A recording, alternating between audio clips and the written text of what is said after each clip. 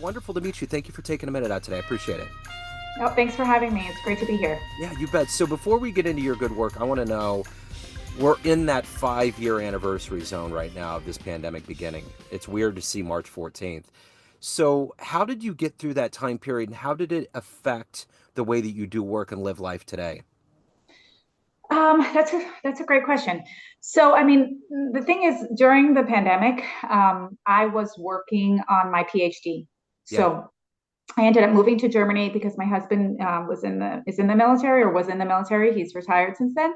So I decided that I was going to do something with my time here, and I decided I was going to get a PhD. But then all of a sudden, COVID happened, and I still was working on my PhD, and then I had my kids home who were not going to school. So I have to say, and I talk about it in my memoir, which is actually the result of my PhD studies. Yeah. And I talk about how, in essence, strangely, that was one of the most productive times of my life Yeah. because I was really able to find balance. I don't know how because it was completely crazy, and Yeah. I am a very I'm honestly an anxious kind of person, so I worry a lot about things. So you can imagine I had an enormous fear of the pandemic and what it was going to do to me, to my family, and so forth.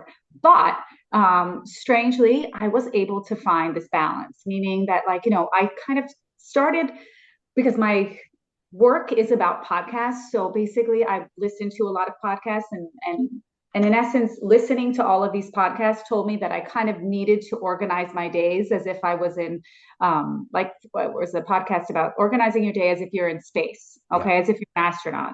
So, like, every hour of your day has something going on, Yeah. whether it be even organizing the downtime of your day. So that's really what I did. I had super organized days where there was time for my family, for my kids. There was a lot of cooking going on, like most people during the pandemic, but there was also a lot of work going on. And I was like really productive. I was doing a lot of writing. So it was actually like a very successful period for me, despite all of the stress and the worry associated with COVID. So I actually finished my PhD probably about 6 months after sort of the pandemic hit. So I ended up finishing it, and then I ended up explaining my thesis, obviously, Zoom and along those lines. So it was a good period. Strangely, it was a good period from a work perspective. So I'm a Libra, so you're preaching to the choir. I understand that balance, that symbiosis between everything. But that was a crazy time period to find that level of equilibrium because every aspect of our lives were totally altered. I remember hitting a point sometimes and I was just like, what's really changed? And it's like everything, every single thing that happened at that point in history, everything was changed, which is very Absolutely. strange. Absolutely. And we were, because the part of Germany that I live in was kind of, it's on the west side of Germany, but like the epicenter of COVID that broke out here was like, 10 kilometers, which is about 5 miles from the little town that I lived in. So we Wow. were like in the thick of it Wow. here. They had like a carnevale party, so to celebrate carnival, and then it all sort of spiraled here. So we were kind of like Europe was a little bit ahead of the game. So I Yeah. would be sort of talking about things to my family back in the US, and they'd be like, "Well, what are you talking about? What's going Uh-huh. on? It hasn't come here." So it was definitely frightening, but at the same time, just quite productive. And it was really about finding balance. I agree. I think it was like you needed to find balance, or you weren't going to sort of make it through, Yeah. at least from a mental health perspective. For sure.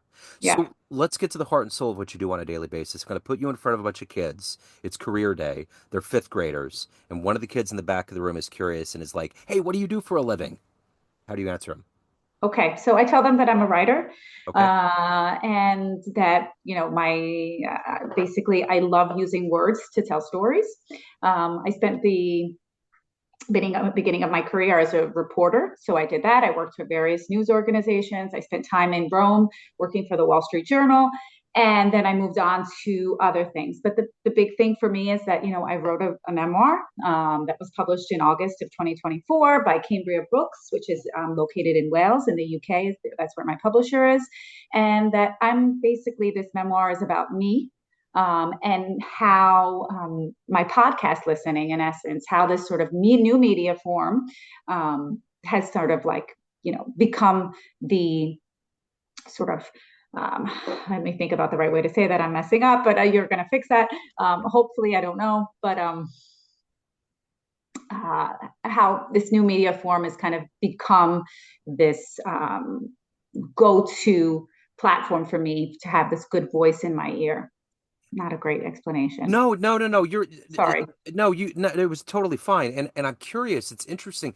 When the pandemic started raging and going on, I was blown away by how podcasting became this new place, this new frontier. Because I'd been doing it since 2011 in my jazz world my jazz show that I do. And Mm-hmm. I was just like, wait, it's in the media, everybody's into it, it's hip, it's the thing. How did this happen? And is this real? And now, as we kind of have come out of the pandemic, it's the biggest thing going right now. It's like podcasting is the place. And if you're inside this bubble, it's such a therapeutic, wondrous place to hold conversation, counsel, and exchange ideas.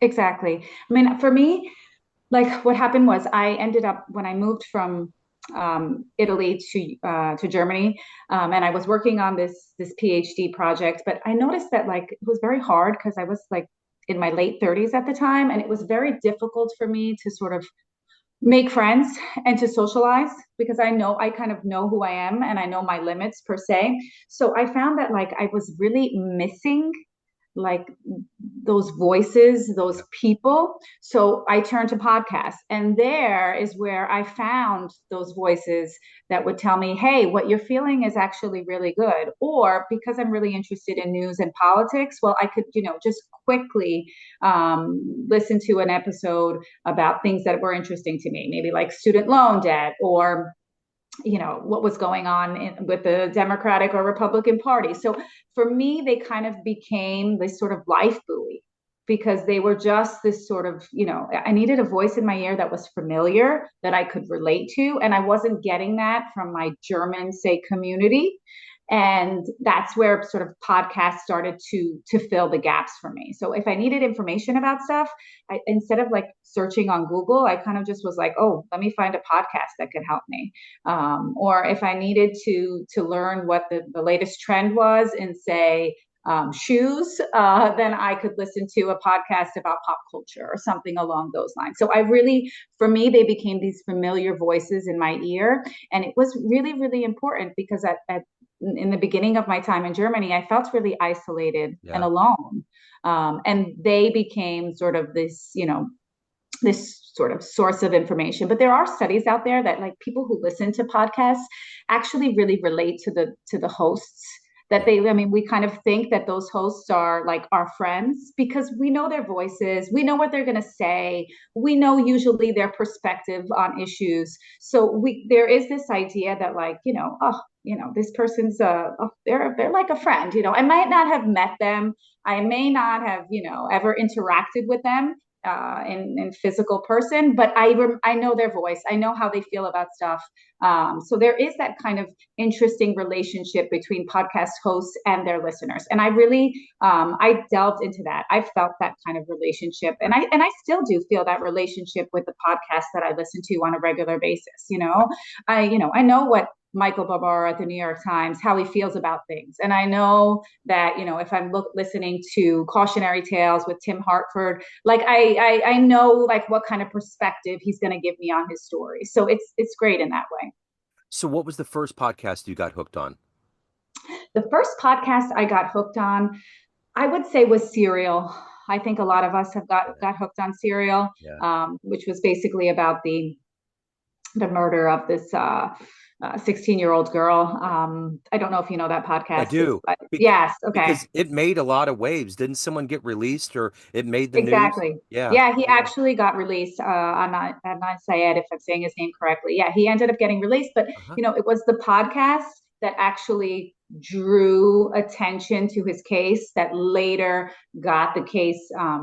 Just I don't want to know. I don't want to say it was dismissed because I don't know the specific details, but that he was eventually let go and Yeah. no longer had to serve his sentence. So Serial, which was it's just a powerful Yeah. storytelling. Powerful storytelling. I remember like I teach journalism to college students. So we would talk about serial like in class and use it as something to dissect and to learn about like, and that was at the beginning, the power of this audio Yep. and how strong it could be, and how it wasn't visuals or not were not so important Yeah. um, at that time. So serial was the first one I think I got hooked on. I would sit in my car Yeah. and wait for it to finish, even though I really would want to get home from work, Uh-huh. you know? Yeah. Yeah. I get it.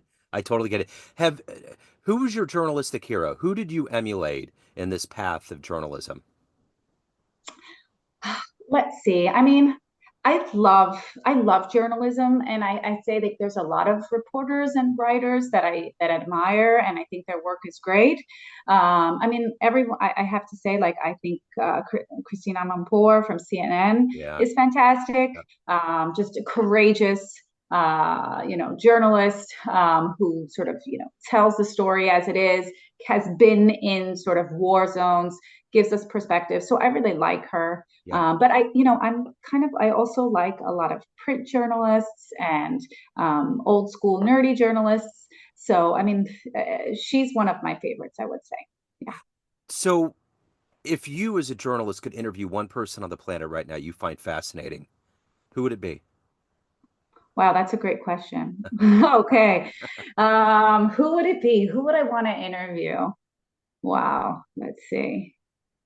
You know what? I mean, I'd want to sit down with President Trump. I have to say, I'd Yeah. love to talk to him Yeah. about what's going on. I'd love to ask him some questions. I mean, Yeah. right now he's a powerful figure, and he's become a really powerful. The president of the United States is always a powerful figure, Yeah. but the president right now is at the center of of the global world right Yeah. now, and so it'd be great to sit down with him and Yeah. ask him some questions. I'd love that. That would be amazing. Yeah.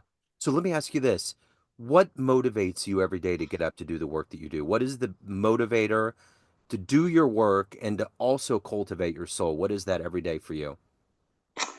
I want to always keep learning.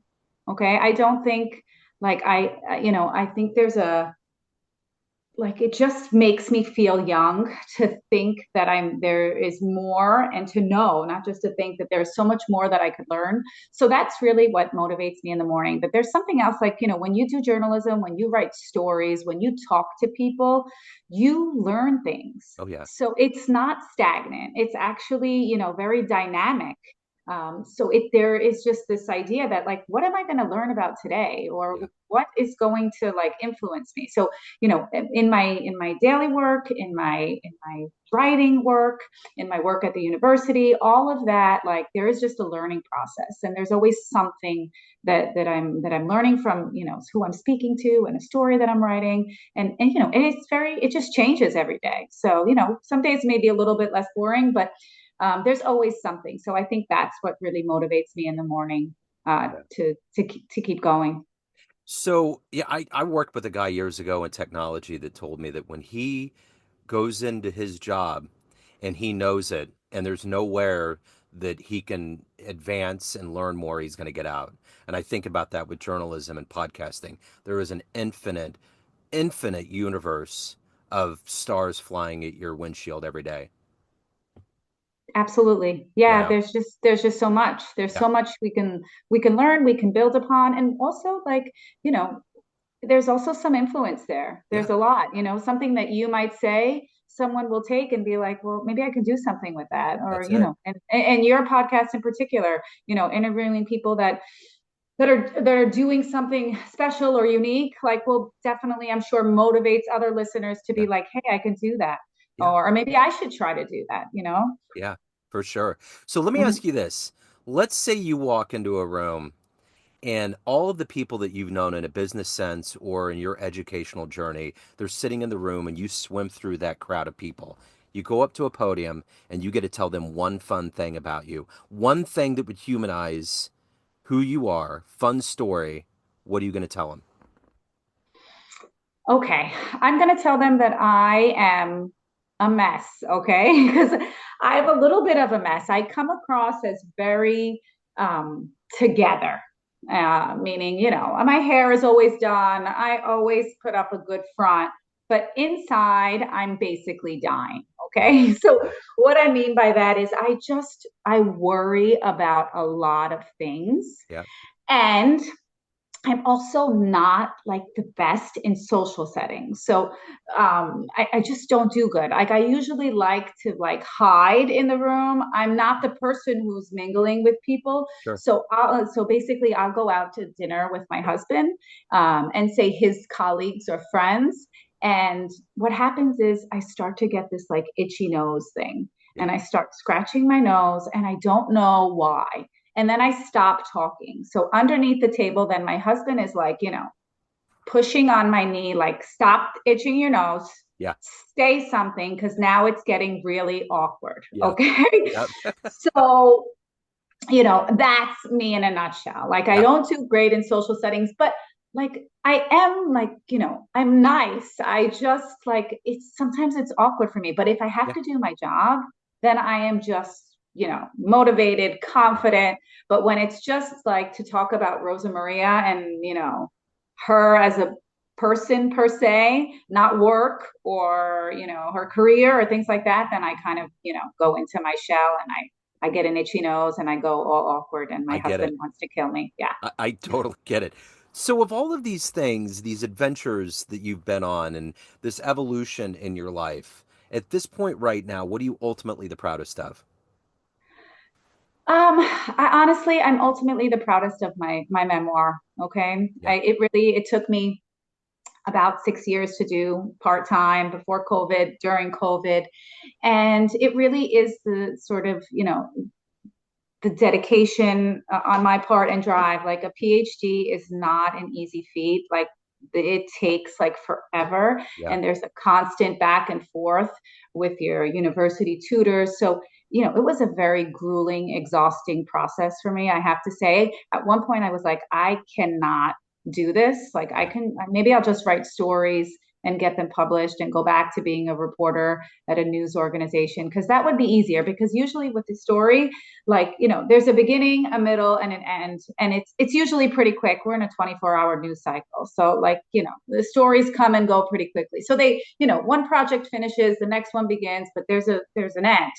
But with the PhD work and my memoir, the end, it took a long time to get there, and it was very stressful and tenuous. But I'm really proud of it because it's my story.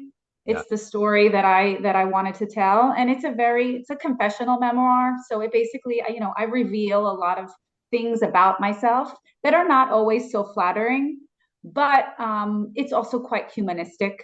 So it makes me human, and I think people can relate to that. And I think we need stories like that. Like, we need successful stories, but I also think we need like human stories that people can relate to, because getting to success requires a lot of work and energy, And I will say too, like, I wrote this memoir and it took a long time, but in some ways I also found that like it's alienated me from some close people in my life, who wished that I would have, described them in a different way. And it's a little saddening. It's sad, but I'm still proud of what I did. I'm still proud of what I did. And it would be interesting. I mean, I've heard from some readers who have, written reviews and talked to me about it. And, they've all, like, from the reviews I've gotten, like, I've gotten a lot of reviews about the relatableness of it. So it's unfortunate that it's alienated people a little bit that are close in my life, but I mean, it's also my story, Yeah. right? Sure. I mean, Yeah. isn't that what we're supposed to do? Yeah. Is That's like it. yeah. It's yeah, it's one of the pieces of our existence that it's the way it is. We're not going to bring everybody, as you know, as a journalist, you're not going to everybody's not going to flock to you. You're going to have detractors. It's just the way it is. We are in a very emotional world. So I'm curious. This is kind of a two-part here. In Hmm. the process of putting that mirror up next to you to write this memoir, which can be Right. painful, there's things that you learn about yourself that you may not have realized before. And Hmm. along with that, I'm curious, everyone out there has this perception of you, family, friends, readers of your memoir, but you run the show. What's your perception of you? Who do you think you are? Um, You know, I think I'm a very sensitive person. Yeah. I think that's what it is. I think I'm a sensitive person. If I'm going to think about from an emotional perspective, I think I'm quite sensitive. But at the same time, I also think that like I'm strong. So, like, I think my sensitivity is what makes me human. But, like, I mean, I'm the youngest of four children, and all of my siblings live in the United States. They all live in New York. And I'm the one who lives overseas. So, I mean, for them, it was like you're leaving, and it's an Italian American family or an Italian family. So, for them, leaving the nest, quote unquote, New York, was like they're like, what are you doing? Where are you going? Are you crazy? Yeah. So for me, I see myself as sensitive, but I also see myself as strong, with obviously some idiosyncrasies and some quirks that go along with that Yeah. strength. Yeah.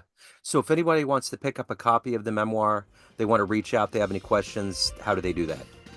So they can either the memoir is available wherever you get your books. So that's Amazon, all of those sites. You can pick it up at Walmart, Target, wherever you get your books. I have a website which is basically my name, so it's www.rosamariamancini.com, and they can find out more about me, my work, the memoir, and all that other kind of stuff. Okay. What a great story. Thank you so much. Thank you for taking a minute out today. It's been a Oh, pleasure. thanks so much for having me. I really appreciate it. Yeah, absolutely. Hello, friends. Joe Dimino here. I just wanted to let you know that after 30 years or so, I have finally released my first book of poetry through the mighty Spartan Press here in Kansas City, Missouri. As the creator and host of both Neon Jazz Radio and the Famous Interviews with Joe Dimino podcast, along with being a visual artist, I'm ready to embark on a new adventure and want you to be a part of it. You can get a copy online via Barnes & Noble, Amazon, and actually on the streets in Kansas City at the great Prospero's bookstore off 39th Street. You can also visit joedimino.com for links to the book, to more poetry, and everything in my world, including paintings. Thanks for all of the love and support over the years, and please dig the words.